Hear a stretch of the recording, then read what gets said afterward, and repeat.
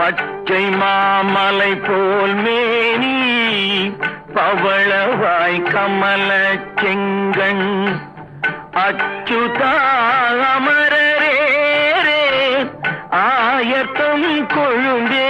என்னும் பச்சை மாமலை போல் மேனி பவளவாய் கமல செங்கண் அச்சுதா அமரரே ஆயத்தம் கொழுந்தே என்